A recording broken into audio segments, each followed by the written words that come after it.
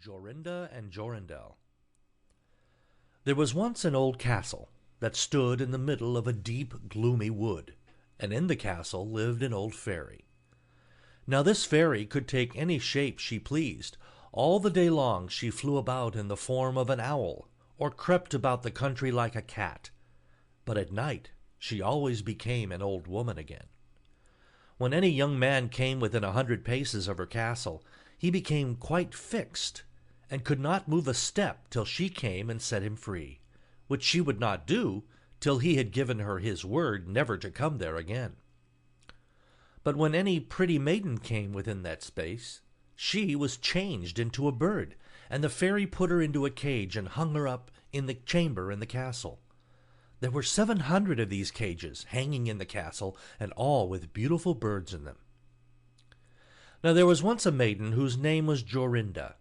She was prettier than all the pretty girls that ever were seen before, and a shepherd lad, whose name was Jorindel, was very fond of her, and they soon were to be married. One day they went to walk in the wood, that they might be alone. And Jorindel said, "We must take care that we don't go too near to the fairy's castle." It was a beautiful evening. The last rays of the setting sun shone bright through the long stems of the trees upon the green underwood beneath, and the turtle-doves sang from the tall birches. Jorinda sat down to gaze upon the sun. Jorindel sat by her side, and both felt sad. They knew not why, but it seemed as if they were to be parted from one another forever. They had wandered a long way, and when they looked to see which way they should go home, they found themselves at a loss to know what path to take. The sun was setting fast, and already half of its circle had sunk behind the hill. Jorindel on a sudden looked behind him and saw through the bushes that they had, without knowing it, sat down close under the old walls of the castle. Then he shrank for fear, turned pale, and trembled. Jorinda was just singing. The ring-dove sang from the willow spray, well-a-day, well-a-day. He mourned for the fate of his darling mate, well-a-day, when her song stopped suddenly. Jorindel turned to see the reason, and beheld his Jorinda changed into a nightingale, so that her song ended with a mournful jug-jug. An owl with fiery eyes flew 3 times round them, and 3 times screamed, "To-hoo! To-hoo! To-hoo!" Jorindel could not move. He stood fixed as a stone, and could neither weep, nor speak, nor stir hand or foot. And now the sun went quite down. The gloomy night came. The owl flew into a bush, and a moment after the old fairy came forth, pale and meagre, with staring eyes, and a nose and a chin that almost met one another.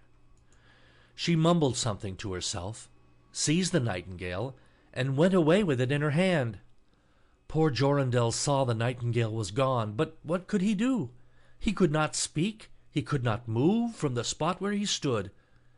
At last the fairy came back and sang with a hoarse voice, "Till the prisoner is fast, and her doom is cast, there stay, oh stay. When the charm is around her, and the spell has bound her, hie away, away." On a sudden Jorindel found himself free. Then he fell on his knees before the fairy, and prayed her to give him back his dear Jorinda. But she laughed at him, and said he should never see her again. And then she went her way. He prayed, he wept, he sorrowed, but all in vain. "Alas," he said, "what will become of me?" He could not go back to his own home, so he went to a strange village, and employed himself in keeping sheep.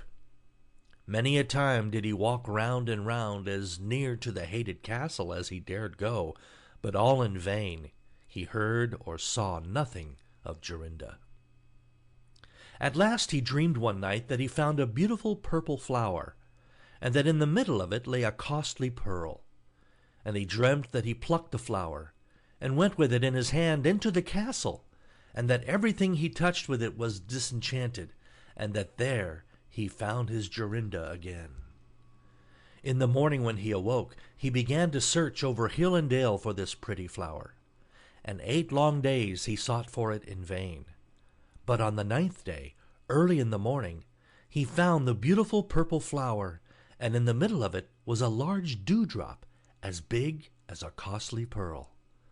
Then he plucked the flower, and set out and travelled day and night, till he came again to the castle. He walked nearer than 100 paces to it, and yet he did not become fixed as before, but found that he could go quite close up to the door. Jorindel was very glad indeed to see this. Then he touched the door with the flower, and it sprang open, so that he went in through the court, and listened when he heard so many birds singing. At last he came to the chamber where the fairy sat, with the 700 birds singing in the 700 cages. When she saw Jorindel, she was very angry, and screamed with rage, but she could not come within 2 yards of him, for the flower he held in his hand was his safeguard. He looked around at the birds, but alas, there were many, many nightingales, and how then should he find out which was his Jorinda?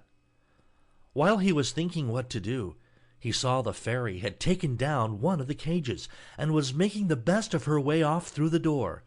He ran or flew after her, touched the cage with the flower, and Jorinda stood before him, and threw her arms round his neck, looking as beautiful as ever, as beautiful as when they walked together in the wood. Then he touched all the other birds with the flower, so that they all took their old forms again, and he took Jorinda home, where they were married, and lived happily together many years. And so did a good many other lads, whose maidens had been forced to sing in the old fairies' cages by themselves, much longer than they had liked. End of Jorinda and Jorindel.